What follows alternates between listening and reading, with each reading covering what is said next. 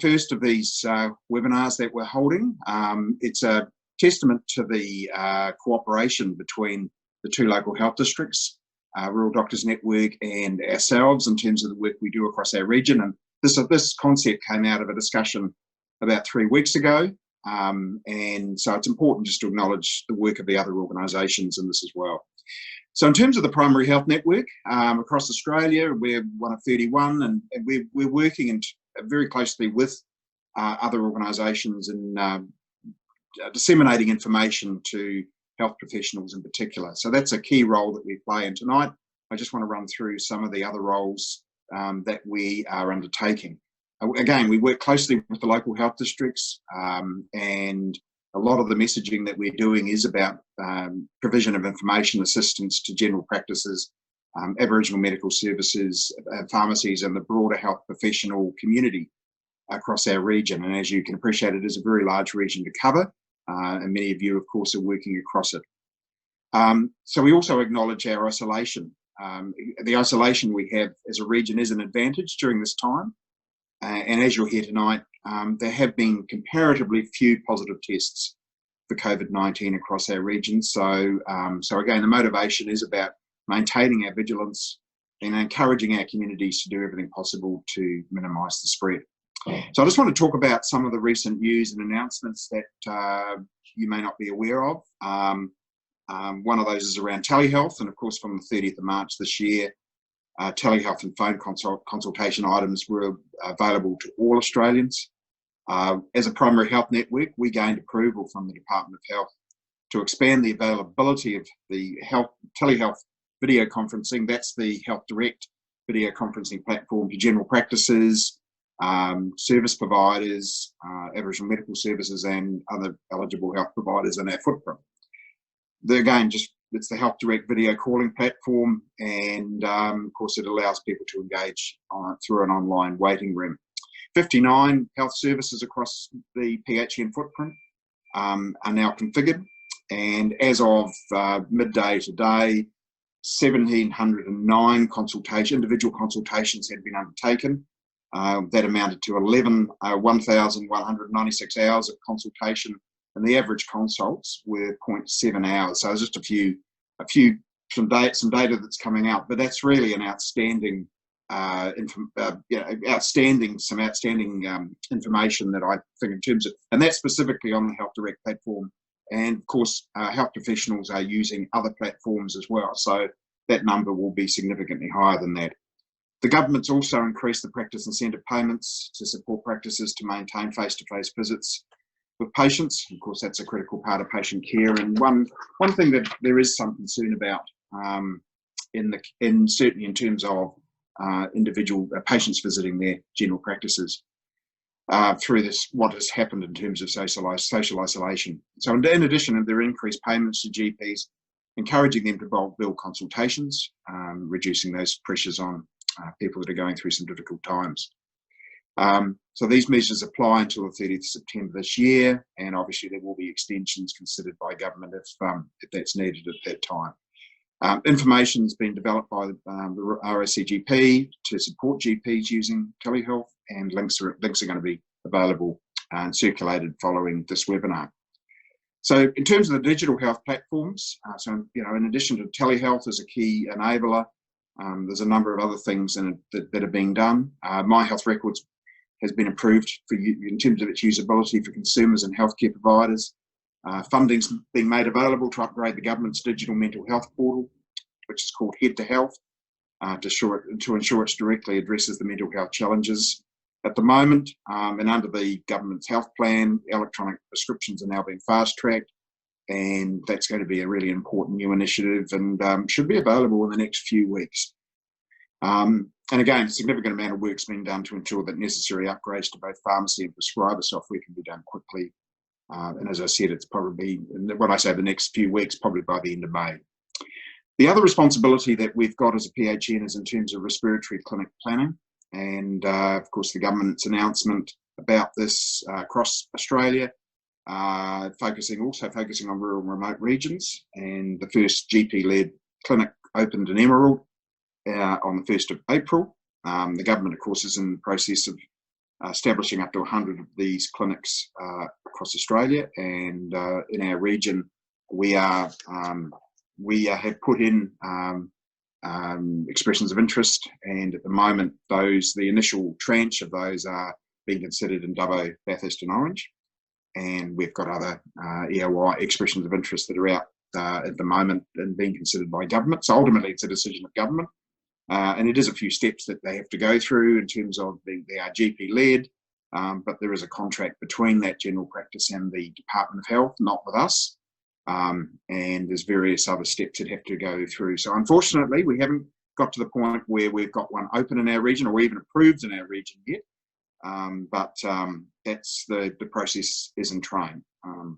So the other thing we've done is call for expressions of interest from health professionals to help us staff these clinics, and that information is available on our website as well. Of course, there's challenges with managing demand through this pandemic, and we're certainly finding that with the PPE, the masks, as you'll be aware, if you're in a general practice, an AMS or a pharmacy, and other health professionals for that matter. But PHNs have been specifically commissioned by the Commonwealth to distribute to general practices, our chosen community pharmacies. We know, we hear it all the time, the challenges around access, the ongoing access to PPE. And one thing we have, if you're not aware already, on our website, there's a surgical mask order form. So if you do need supplies if you're a general practice, an ARCHO or a community pharmacy, if you need more supplies, complete that and send it back. So we're managing high demand. We had additional supplies of masks on the 9th of April. Last week we had over 64 requests, so we're working through delivering those as they come in. And we want to make sure there's an equitable and even distribution of these, and we've got obviously the guidelines we need to follow. And the government itself has also indicated that that they're securing additional PPE and both offshore and boosting internal supply. We're also focusing on business continuity, and we know that COVID-19 is having a big impact on all businesses, and those particularly in the health system. And so we as a PHN ran 2 webinars focusing on the steps that business can take to help continue operating. So there were 2 of those. Those recordings of those are available on the PHN's website if you're interested in seeing those, or if you weren't able to participate, or if you were, go and have a look again. And I alluded to other various general practice specific support measures that the PIP and various other things the government's done, but it's also providing a range of support through the ATO. The banks are involved. Talked about the practice incentive and bulk billing incentive. There's job seeker payments. There's all sorts of things that are available. And I just encourage you to become aware of what the Commonwealth is making available to see how that can support your business. So there is a lot of funding out there.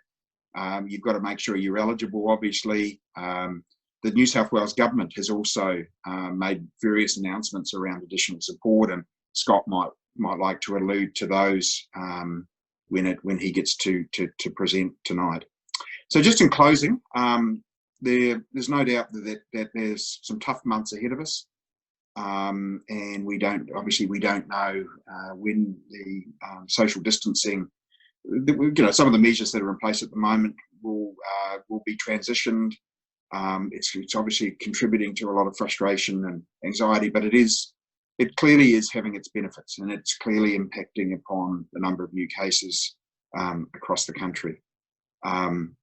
What we are trying to do as organisations, our organisation, the LHD, is keeping people informed in a timely way, and information on our website.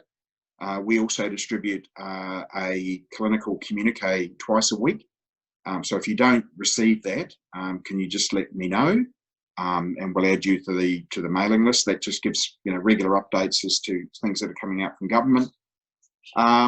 And again, our work is very close. We work very closely with the local health districts as well. So at the end of this webinar, there's an information sheet that's going to be circulated just to keep you updated and informed. So again, just to reinforce the message tonight around organisations, health organisations in this region working together cooperatively. Our aim is to support people at the front line, and just pleased tonight to be able to share Thank you. Excellent. Thank you so much, Andrew, and thank you for your continued contributions. Certainly the emails that are coming around are really informative. So if you haven't signed up for those, I'd really encourage you to. Again, just a reminder, questions, please use the chat box down the bottom, and I will send through a summary of what Andrew has discussed this evening and the links that he's made reference to. What I'll probably do is leave questions to the end of the session, but please make sure you pop them in as they come up, and I'll be going through and reading them, so I can then pass them on to the panelists. I might just ask Scott now to take some moments and talk about the LHD's response to COVID-19. Thank you, Scott. Yeah, thanks, Laura, and hi everybody. Nice to meet you virtually for those that haven't met. There's no doubt that this is an unprecedented time and a really stressful time for the whole of the community, but I do understand for all of us, there's been changes to our society and our community and clinical practice in the last month and 2 months that I didn't see coming, and I'm sure most of you wouldn't as well. And so tonight for me is an opportunity to understand for you what are the stresses and pressures that you're feeling, and to try and provide some support. It's something that as the local health district we've gone through a lot of change in the last 4 or 6 weeks that we think as things that will put us in good stead for dealing with what's coming at us in the future. What we've seen is a real slowing of the numbers of confirmed cases, and I think the benefits of some of the things that we've put in place as primary and secondary care providers and stewards of our communities, but also the benefits of our communities stepping up and playing a role as only good stoic rural people do. Tonight we've got a couple of people, specialists in their fields, to talk to us about things that we know about COVID-19, the way that we can manage and treat the condition and the approaches that we're taking. We know that this really will only be dealt with best as a primary care response and in a public health sense, linking together both general practice, Aboriginal medical services, pharmacies, aged care, and all of the other providers across our region. And so I give you our full commitment to working in a really close collaboration and trying to solve this problem together.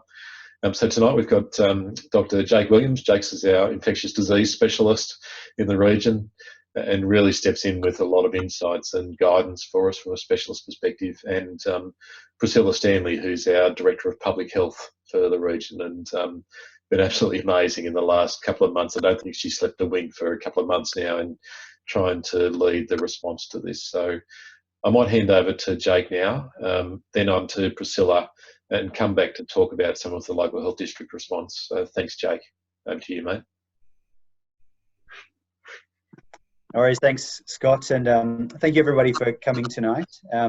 I just want to cover over a few things about COVID-19 and how we as a health system can try to manage it, and we as clinicians can face the uncertainty that comes with dealing with a disease that none of us really, up until a couple of months ago, had any previous experience dealing with. I've got a couple of quick slides about the epidemiology, which I might start with. I might trigger a share screen. Laura, if that's all right. Share with me for one moment. It looks like it's disabled. I can push on. So essentially, coronaviruses have been with us for some time in one form or another. There are a number of coronaviruses that are endemic within Australia and throughout the world, and a lot of those, such as coronavirus OC63 or 229E, they cause the common cold. So coronaviruses have been amongst us for some time, and they're actually a diverse family of viruses that include a number of specific viruses that infect predominantly mammals and birds. We've dealt with novel or new coronaviruses before, and the most recent time before this one was in 2002 when the SARS virus emerged in a region of China. And that's good. It gave us a lot of our playbook for what we're doing now in terms of everything from some of the transmission dynamics to aerosol generating procedures and how we protect ourselves as clinicians. But the major factor that differentiated SARS from COVID-19 is the fact that with SARS, if you weren't symptomatic, you weren't infectious. And that allowed public health authorities to really hone in on people with symptoms, with fever, isolate them and protect the rest of the community. What makes SARS-CoV-2, or the virus that causes the disease COVID-19, so challenging to deal with is that there is a very clear pre-symptomatic infectivity phase. So if you're exposed to a virus on a Monday, you start to develop symptoms on average by Friday, but on Thursday, you can spread the infection to others. And that's where it becomes really problematic, because on a whole of population level, it's very difficult to know who at one time is about to be sick the following day. And that's why measures such as social distancing, hand hygiene, and the closure of mass gatherings are really important, because it's very difficult to sort the unwell from the well, or the infectious from the non-infectious. I want to echo some of what Andrew said earlier about the numbers and the effect that these things are having in our community. I'm going to try one more time to share screen just in case it works. Oh, yeah, here we go. Got it. Perfect. So bear with me. Right. So this is the curve for New South Wales as of this afternoon, and you can see there's a very clear delineation about the patterns of cases. So in the early phase of the pandemic, I think the Ruby Princess cruise ship is the kind of archetypal issue that we dealt with there, where a number of people were released into the community from overseas, and they eventually declared themselves as having COVID-19. And we were able to isolate those people, isolate their contacts. And we've seen a gradual reduction in the number of cases from overseas or importation due to the measures that are currently in place around quarantine and quarantine motels. But what we're really more interested in now is this darker blue line, this idea of the locally acquired or locally transmitted cases. Because once you get the I wouldn't say the low-hanging fruit, but the easy to identify epidemiologically cases, all you're left with now are these clusters of local transmission. So the enhanced surveillance areas that Priscilla will probably talk about later are really what we want to hone in on. And that's why the community is so important in terms of their ability to test widely and test safely. Because as a hospital, we are testing patients who come with respiratory illness, but we know that only 1 in every 10 on average, as an approximation, people with COVID-19 come to hospital. So for every 1 case we see in hospital, there are 9 cases in the community that are waiting to be diagnosed. The patterns of acquisition, so the imported cases from overseas travel, is really reflective in the demographics that we're seeing. So, patients come from overseas. They're often, age groups that travel, and that would be the retired age group or the young age group, and that's reflected over there. And certainly locally, we can see that the number of tests we're doing is commensurate with our size as an LHD. And I'll leave Priscilla perhaps to talk more about testing. There's a few things we know about the transmission of COVID-19, and one of them is the idea of this pre-symptomatic phase. But certainly we know that in a majority of cases, it's spread by droplet transmission. So when you cough or speak, sneeze, respiratory droplets, relatively heavy collections of water and virus and respiratory secretions are spread outwards from your respiratory tract, but they're quite heavy, so they fall very quickly. Within about 2 to 3 seconds, they all land on the ground. And it's this idea that there's a radius in which those droplets spread of about 1.5 to 2 meters, which underpins a lot of our social distancing measures. So it's really important to be mindful of your space and how you congregate, not just in the community, but also in your practices, how you plan where your patients sit, how your staff interact. All those things can be really key in managing the distance between people when you have unexpected infections or unexpected exposures. We know that virus is detectable in the stool of patients who are infected, not in the urine, but we don't know what role that plays in infectivity, particularly in children. There's a real disconnect in the data that's available about you can detect virus using PCR, and that's useful information, but what we really want to know is that virus infectious? Is it of a sufficient number and a sufficient viability to cause infection? Because that's the real gold standard for being able to tell how we manage our infection control. And so studies like what you may have seen, where we talk about the virus being viable on surfaces for up to 72 hours, is technically true in so much as that there is virus detectable. What we don't know is that virus infectious? Is it alive? well, as alive as virus can be, and is it in a sufficient number to cause infection? But of course, in the early stages of knowing about this virus, we've taken a very conservative view of all those things, because we need to be cautious when we're dealing with infection control principles. The good news is we're relatively certain that standard detergents are able to remove the droplets from the environment, and standard disinfectants like chlorine-based ones are able to kill the virus effectively. There are a lot of things we don't know. So I've already mentioned these things, the idea of the pre-symptomatic cohort. There's a lot of emerging data that if you infect 100 people with COVID-19, a certain percentage, somewhere in the realm of about 10 to 20%, will have no symptoms. They'll continue to act as carriers and transmitters, but they may or may not have any symptoms. And that's very problematic when it comes to dealing with an outbreak, but it may have good, strong implications for how we, once we're able to detect immunity and know how long immunity lasts, how we're able to use that to our advantage. There's always a lot of concern about the idea of a negative nasopharyngeal swab. And I think that a lot of the early concern about the sensitivity of the test is actually being borne out as probably more a factor of disease progression. So we know that early in the course of illness, the PCR performs very well. But we know as people go on, and particularly as they get more unwell, they progress to the more severe stage, they might end up in intensive care, then they're more likely to convert their swabs to negative. And that's where things like serological tests or induced sputums in an ICU setting can be helpful. So I'm going to talk a little bit about COVID-19 as a disease process, but I just want to make a quick disclaimer about data. So obviously there are diseases that have been around for a long time about which we know a lot, things like influenza, tuberculosis, and all those things are relatively well established. But this virus has really only been around for, 4 months. And all this data that you see published is at the very early stages of everything. So a lot of it is retrospective, single hospital, case numbers, 200 to 1,000. And in most settings, if you or I read that paper, we'd say, it's not that great data. One center, lots of bias, numbers aren't strong. But unfortunately, this is all we've got. And so we're using it to inform a lot of our decision making, but we should be mindful that this is an evolving area, things are always changing, and it's very hard to be certain about a disease like COVID-19 that's so new. But there are some things that we think we know about this disease, particularly as the outbreaks progress in places like the United States and the United Kingdom and Europe. Fever is present in a majority of cases, but not all the time. So a spot temperature, although very useful if it's positive, does not really necessarily rule out COVID-19. Half the people who were admitted to a Chinese hospital were afebrile when they rocked in, and throughout the course of their admission went on to have fevers. Non-productive cough is probably the most common feature, about 3/4 of the time it's present.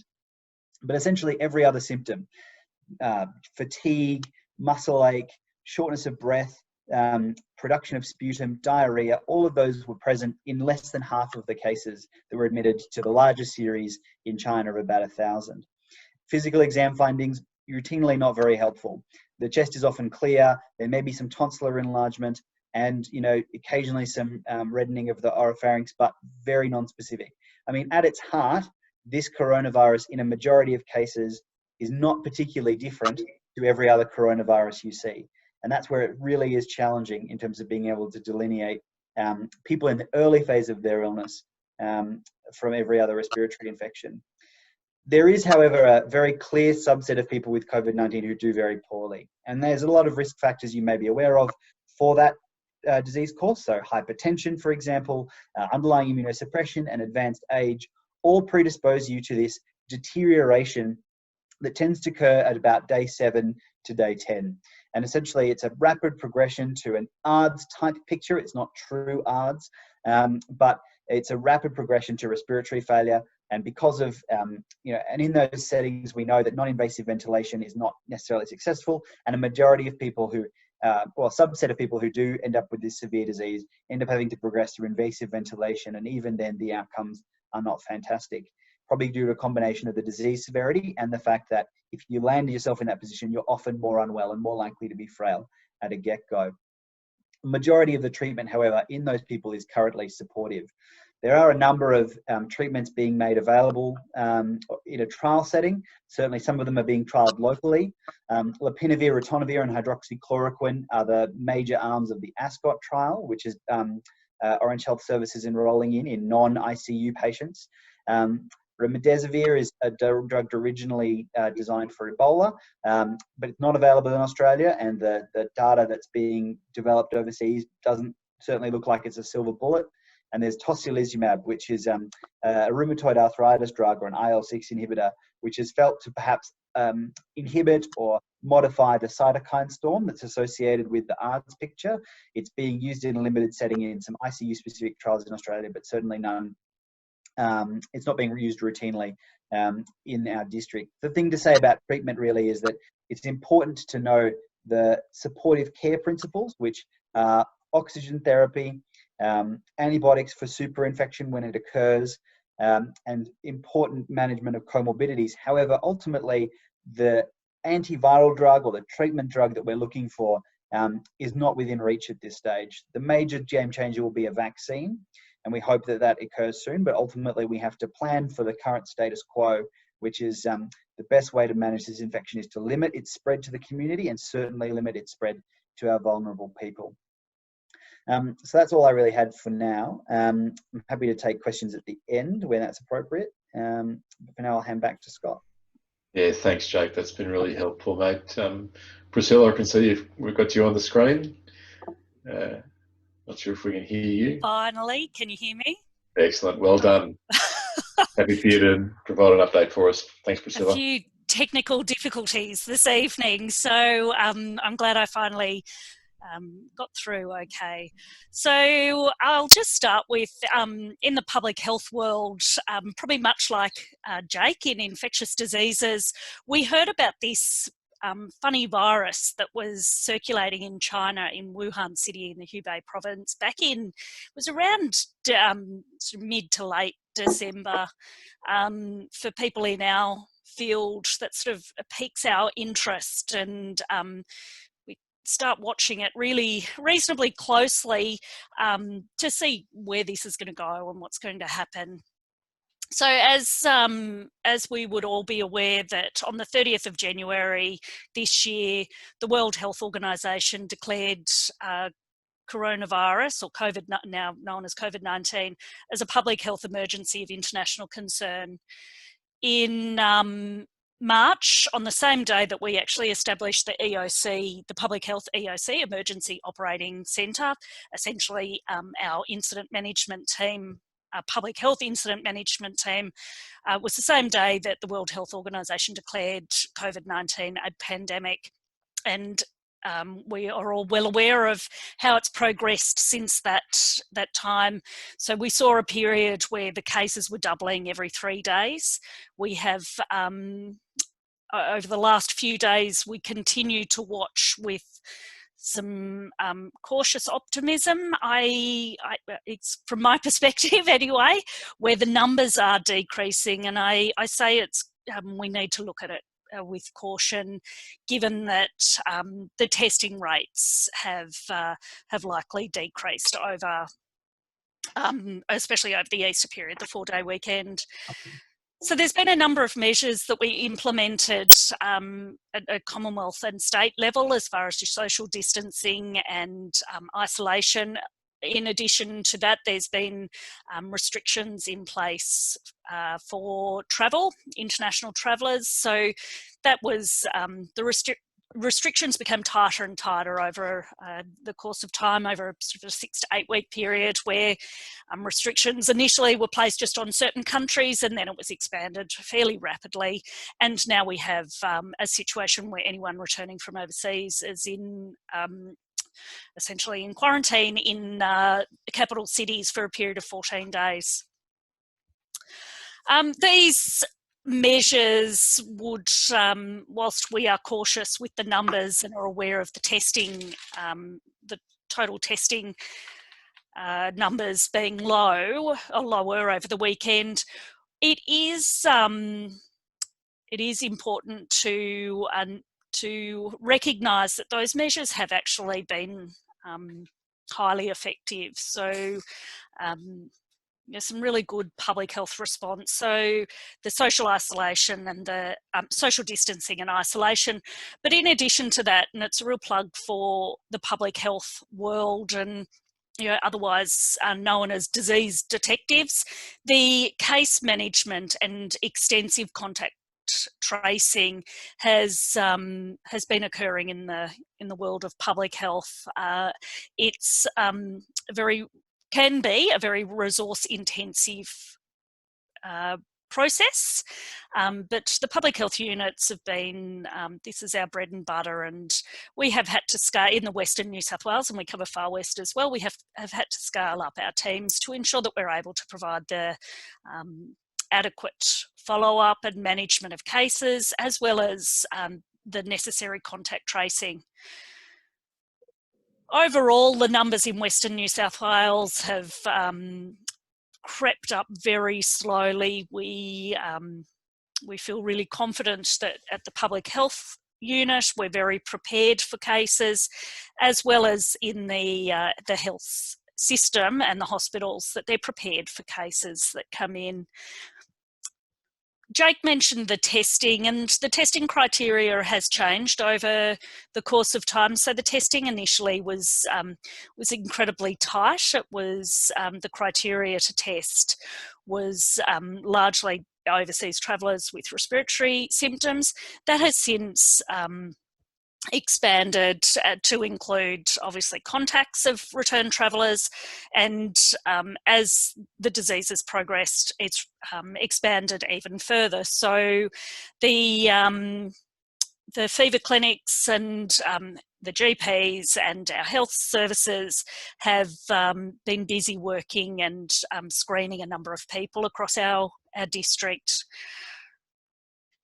Jake talked about where and how this is going to end, and the talk of a vaccine is something that is at least 12 to 18 months away, as the latest reports, or if at all, if it is at all possible. So what does that mean for us, and how do we proceed? And at this point in time, we proceed as we have been doing over the last few weeks. We ensure that the social distancing and the isolation and leaving home is only for those workers in essential services. One of the other options moving forward, because this idea of being locked down for a period of time is going to be problematic moving forward, as far as there's been problems to date with the changes in behaviour. I don't want to single out a particular group in our communities, but it is generally the 18 to 24-year-old age bracket that, across a number of parts of health, they consider themselves indestructible, and it's not going to happen to them. So it's they're an interesting group in our community to try and tackle. So the other option is looking at, and this is obviously a government response, and the public health unit will watch with bated breath, is slowly relaxing the restrictions that are in place and allowing the virus to spread very slowly throughout our communities, but being mindful that that spread doesn't overwhelm our health services. So it'll be an incredibly interesting balance moving forward, but at this point in time, the message from public health is obviously to ensure that all the measures are kept in place. We have an increased awareness and messaging out to the community of washing your hands and staying away from people. We cross our fingers and hope that there will be some effective treatments that Jake talked about, and a vaccine developed very soon. These are interesting times, and we so far so good in the Western New South Wales and Far West local health districts. Thanks. Thanks, Priscilla. I'll hang on to that optimism. Won't profess any complacency to come with that. So everybody, that's a bit of an insight into the work that we've been doing, but the specialist ability that we have across our region to help to deal with this. We've had an extensive team across the local health district planning for this for well over 2 months now, since we saw some of this coming, both from a whole of organisational response at our really high-end intensive care and acute care capacity, right through to our community service teams and obviously the public health team you've just heard. Starting at that end, we've added a significant resource into Priscilla's team to both provide a public-facing call centre, an advanced contact tracing team, and public health response. So we've recognised that we do need additional resources and will need further as we go into this. In terms of our community-based response, knowing that general practice and pharmacies and our Aboriginal medical services are going to be absolutely crucial to this, we've done a lot of work to gear up our community-based service teams, both from our community nursing and allied health services through to our hospital in the home specialist teams. We've done a lot of work to develop home monitoring capability, additional staff to go into homes and following up of patients both with COVID-19 but also other health illnesses and issues.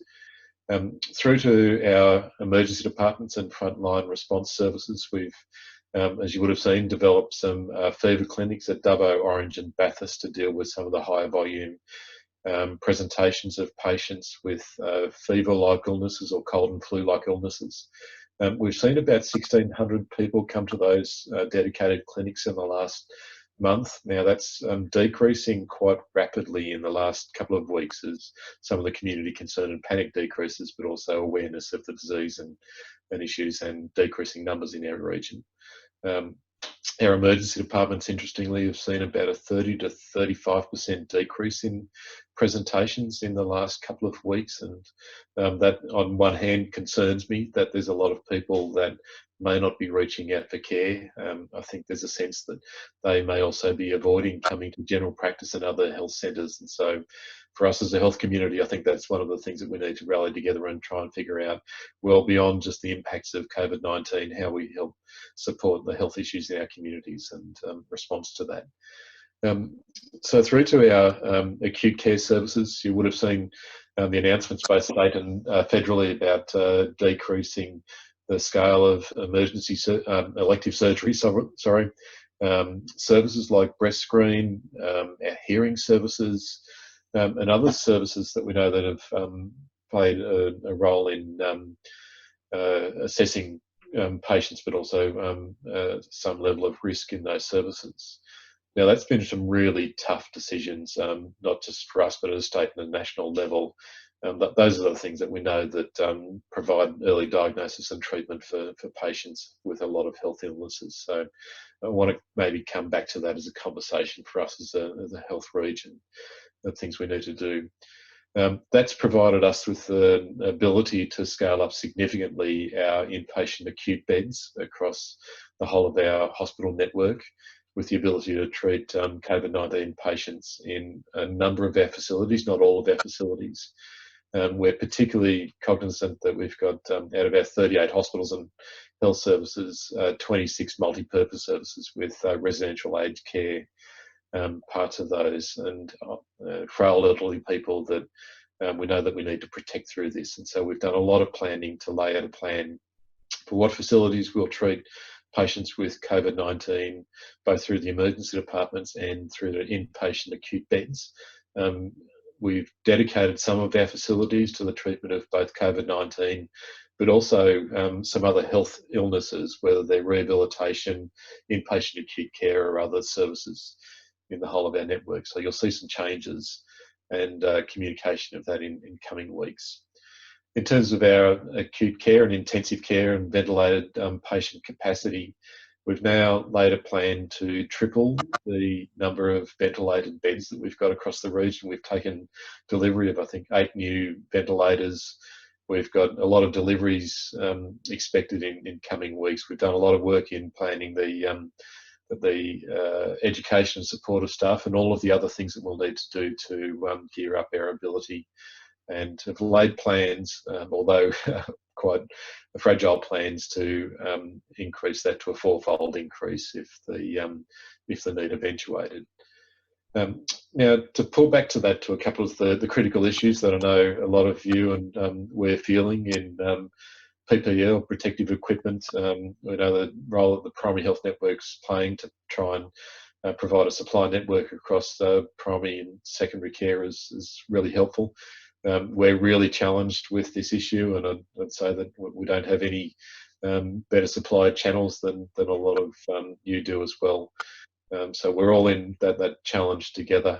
There's a lot of advice and guidance that's coming out from New South Wales Health and I know the Commonwealth about appropriate use of PPE, and so please look for that for other evidence and input into that issue. In terms of logistics across the region, we've done a lot of work to gear up both transportation solutions for PPE, for testing of COVID-19 potential patients, and transport of clinicians across our region. We've just finalised an arrangement with RFDS that will see 3 days a week flights into the region, into Dubbo and Orange initially, but also other opportunities to hop into other locations. We know that out of this, that the transport restrictions have been a significant impact in the fly-in workforce into our region, and so happy to open those opportunities up to other organisations. We might take that conversation up in further dialogues in these issues. A couple of other critical issues. Obviously, workforce for all of us is going to be crucial.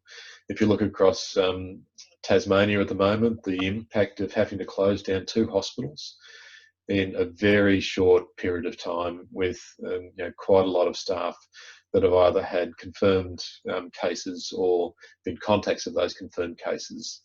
If you look across places like New Zealand, they've had nearly 30% of their cases have been healthcare workers across primary, secondary care and tertiary care.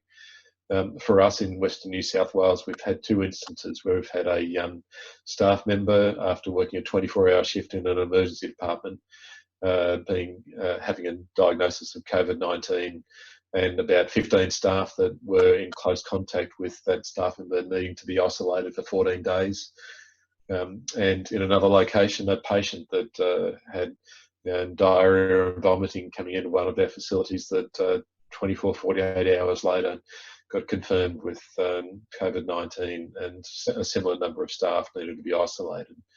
Now, we've seen those instances across disability group homes, across aged care facilities, and the potential for that to impact on any of our services, I actually think is one of the greatest risks, knowing the small-scale services of all of our general practice pharmacy, aged care, the hospitals and community-based services is really significant. And so really front of mind for us is that both our local hospitals and community-based services are at risk of losing a number of staff, but also a lot of your services as well. We've gone out with a pretty extensive campaign to recruit in additional staff. We've had about 300 expressions of interest through that. I know the Rural Doctors Network have done a fantastic job of recruiting in or identifying at least a lot of health clinicians that are really keen to play a virtual and potentially a face-to-face role. And so I'd hope in future conversations we can draw out how we can work together in a health community with a workforce solution across all of us. I know that's certainly the intention of the 2030 workforce strategy that a lot of us have come together with. Now, across all of our other services, we've got a really good plan in place. We've landed it in the last 48 hours after about 6 weeks worth of work from a lot of our hospital-based teams in every hospital right across the network that has a plan for any patient or staff member that comes into our services, the areas that we'll care for them in, the services that we can offer, the things that we need to scale back on to give us capacity in future months if and when, I'd say, the numbers increase, the things that we might need to increase services that we've already stopped, and some of those relate to our elective surgery capacity, services like breast screen, like hearing services, and others that we know that in a short-term measure we've had to cease, but nonetheless are really crucial for the community. And the front of mind consideration, I think, for all of us is maintaining access to basic health services for people with chronic conditions and a range of other illnesses. We know that in the decreases we've seen coming to emergency departments, that's also been felt in general practice. So I think there's a conversation there for all of us about how we support our communities in this time. Listen, I might pause there. Laura, there's a lot of other things I could share. There's some communication that we'll share straight after this event about the plans that we put in place. I'd love feedback on that. But the role that we play as a local health district is in absolute recognition that primary care is our frontline response, and general practice pharmacy and Aboriginal medical services are going to be crucial, and all the other providers, from Royal Far West to Royal Flying Doctors Service to other providers that exist across our network, share the same challenges we do. We've got all the same issues with workforce fragility and the overwhelming need in some ways to maintain services to our communities. So happy to take conversations and have a question. Great. Thank you, Scott. And a huge thank you to both Jake and Priscilla for your time this evening, and also for sharing your expertise. I think it really demonstrates the great work that's happening in the West, and that we're leading the way in the work that you guys are doing. So a really big thank you for that. There are a few questions which I will throw to, but first of all, I'd just like to, in regards to workforce, and a lot of the questions are around workforce and the challenges for the workforce, I might just give Richard Colbrand, who's the CEO of Rural Doctors Network, just a chance to give an update on the work that we're doing in that space. Thanks, Laura, and hi everybody, and thanks again for your time tonight. I've had the job tonight of sort of synthesising the questions that are coming in, so I'll just speak very briefly and then throw the couple of questions that I've been able to bring together, merging everybody's comments back in. Appreciate the comments about the workforce, and each of the agencies and service providers online tonight will be thinking about this. At the end of the day, the health workforce is critical for the region moving forward. The Rural Doctors Network, with a statewide perspective, is involved in a number of initiatives at the national level, and then state, and then the different regions across the state. So we do have opportunities to be able to influence or inform back up the line, not just bring things back down. So very comfortable to take any feedback or suggestions that you have from on the ground intelligence or requests that you have. There is a group of about 25 workforce peak bodies now meeting regularly in New South Wales every fortnight to talk about workforce issues relating to COVID-19. So we do have a forum that we can represent issues out of the western part of the state back into those national bodies. They include the Rural Doctors Associations, the Nurses Associations, Allied Health Associations and the like. So feel free to use us and contact us about that. And some of that information will be provided through Laura at the end of this. We've also been able to secure some extra grant funding. It's not new money, but we've been able to get it recast, if you like, to support workforce issues and recovery issues in practices on the back of the bushfires and COVID-19. So again, those opportunities are available. And I think also it's very important to call out the critical nature of mental health and self-care at the moment for our workforce. And there are some other resources and links to resources that we'll put into any of the packs that we send out afterwards as well. So that was sort of a high-level summary of what we're seeing for RDN across the state. So I've got a couple of questions here just to throw to the panel. We're getting close to the end of time, but again, I think this won't be the last of these that we run. So if we don't cover off it all tonight, we can come back and revisit some of these. So I think what I'm seeing here is some questions in relation to where are the gaps and how do the service providers complement the formal structures of the hospital network and the PHN's work through practice support. Are there gaps and holes that need to be filled, and should CEOs and executive leaders and clinical leads be thinking about what else they can do to support the region and help protect the region at this time? Richard, I'm happy to have a first go at that. I think there's a couple of levels to the response. I think at this level, at a whole of regional level, we've got an absolute imperative to coordinate between ourselves. I know across state and government, state and Commonwealth government agencies. There's a weekly dialogue and nearly daily for me with a lot of those agencies to coordinate activities. At a local level, the local emergency management committees, I know, have had representation from general practice pharmacies, AMS and other providers, and providing a vehicle for coordinating at a local level how all of the services respond and share information and contribute to a response. I'd love some feedback around how the local health district could play a leadership and a support role in that. I know our hospitals and health services in each town are the mainstay in some ways of a workforce and 24/7 capability, but not the only response. And we share the same fragility with workforce and patients coming into our services. So a couple of those things. I think that local level emergency management committee, if you haven't made contact or talked to our local health service manager, please do, that there's a coordination intention at that level. I think the broader community response is really worthwhile understanding. That the public health orders that have been enacted across New South Wales at a whole of population, and in some ways a regional level, have had a real impact on slowing the numbers. But at a community level, that there's a real opportunity for us to band together in our communities. The public health orders, I think, is being seen by a lot of communities as being a very restrictive and a significant imposition on both the economy and population circulation. A lot of our communities have started to find solutions in community action plans. So that started a dialogue in a place like Gaduga a week ago with a lot of the community leaders standing up saying we want to protect our community. There's a solution to how our community behaves and reacts, and people coming in and how we deal with those challenges. That's had a lot of government agency support that's rolled across a number of other communities. Now, police have got responsibility for coordinating a lot of the dialogue and coordination of those community action plans. And I actually really encourage that. I think in every community there's both the service providers and leaders of communities that need to play a role in helping to protect our communities from COVID-19. Thank you. Andrew, anything else to add to that?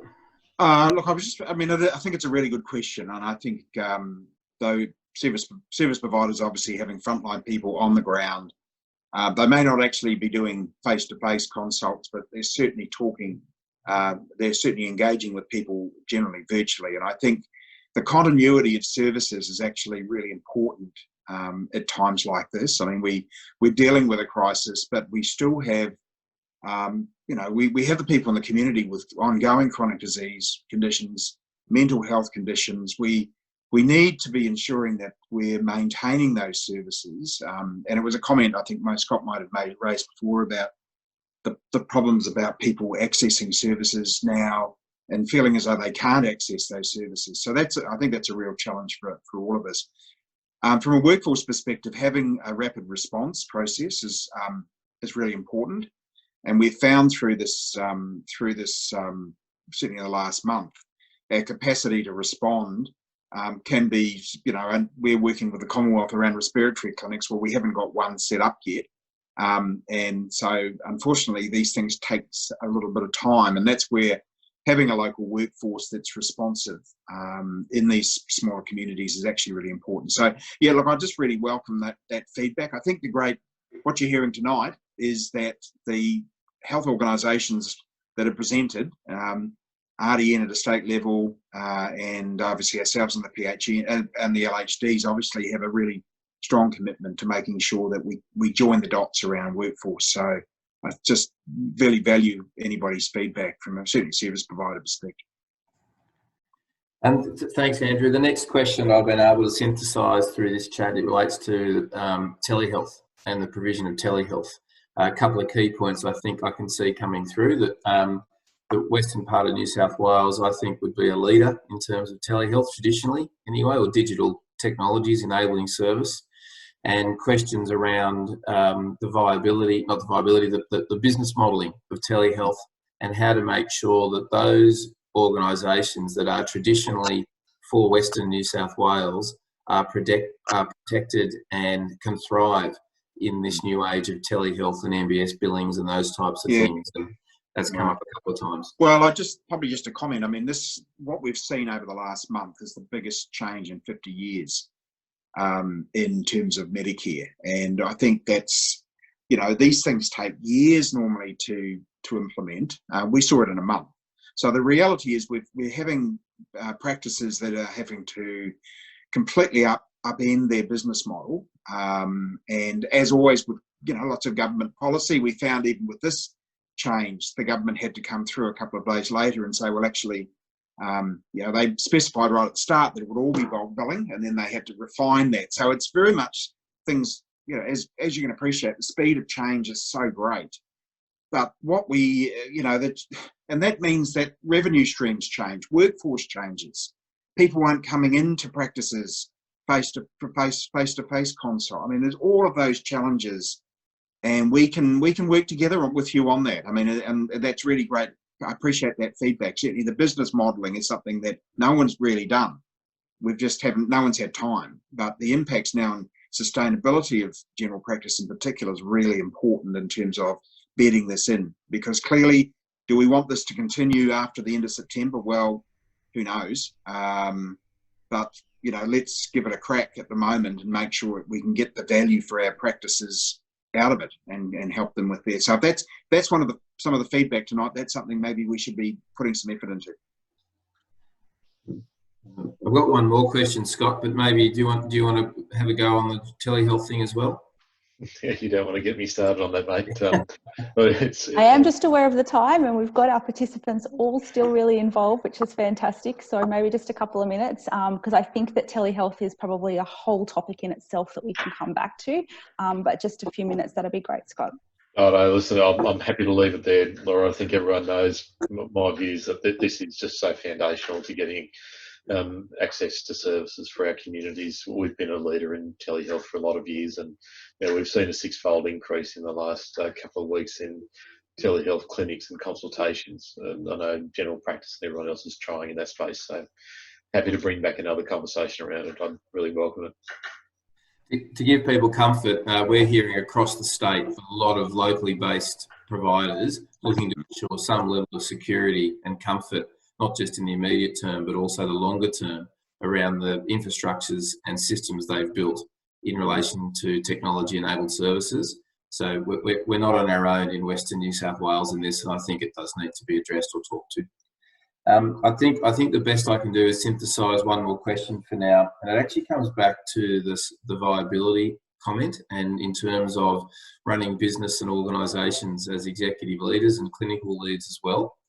And just if there's any perspective from Andrew and Scott around the idea of clearly our organisations across the region need to adapt and be flexible, but at the end of the day, they're lovely words, and what does it really mean? And just it might be too early to talk to know real data on this, but are there mechanisms or opportunities yet for service providing organisations that are either dipping into their reserves or trying to adapt and be flexible to keep staff on in these times? Like, are these conversations happening, or is it just got to be sort of see you in the trenches and who pops out the other side? Good luck to us all. What's the latest on this? Oh, look, I suppose just a few practical things we've tried to do, even in terms of just reducing not so reducing reporting, but changing reporting schedules. Those sort of milestone things that there's an expectation for service providers, making sure we pay on time as funders. Simple things like that. In terms of cash flow is critical through this, and I hope that all providers are availing themselves of whatever government support's available. I think it's really critical. I know you've got and some of those things aren't coming through till May. And you've got to carry that on your books and support those people in the meantime. But if there's anything that we can do to be more flexible, then let us know. I mean, I think that it's a bit hard to try and anticipate, and there's some great ideas out there. And this is work in progress. This whole thing is just a work in progress. There's no roadmap that was set out a month or two ago, and we've sort of had to adapt as we go. Richard, I think there's a real issue for us in Western New South Wales around the sustainability of a lot of the primary and secondary care businesses in the current environment. Really surprising to see that the downturn in numbers of patients coming to general practice and other services in some of this. I know that's got a real impact. I'd be really supportive of taking forward to both state and federal government a plea that's got relevance to our region for support for primary care in particular. I know there's no shortage of funding coming through for the hospital systems to gear up with intensive care and other things. So I think our sector's okay, but anything we can do to support the particularly primary care providers, I'd be really supportive of. Yeah, I think that's good feedback there. So I'm just seeing other questions come in, but I think we might have run out of time here. So if I may, Laura, I'll hand back to you, but you probably put in context what the future plans might be, I guess, and making sure we get feedback from this first session. Yeah, absolutely. And again, a huge thank you to everyone for their time and for all the questions that were coming through. Certainly in the last 5 minutes, there's been quite a few that have come through, which are all very relevant and will be addressed. Moving forward, we will hope to have another session same time next week in which we can be addressing those questions. I'd also encourage, if you do have questions or comments in the meanwhile, to please send them through to me via email. You'll have my email address in the invitation, but it's also in the chat box. That way we can design the next webinar session to really focus on what the service providers' needs are, and make sure that we're delivering something that's going to be the best use of the time and the best use of the expertise that we have across Western New South Wales, PHN and LHD. So send those questions through. What I will do with the questions that we haven't answered this evening, I will liaise with Andrew, Scott and Richard to make sure that we have those questions answered and send them through via email. Following this evening's session, for participants that have joined, there will be some information from both the PHN and LHD, which I will send through as well, and any of the links that we have made mention of through this evening's session as well. The webinar is available for people to view at a later date as well if they would like to. So in closing, again, a huge thank you to everyone for their time. I know that time is very precious at the moment and there are lots of webinars and lots of sessions that are happening. We do hope that this has been helpful and informative and has a really specific region focus, which was the intention of this evening's session.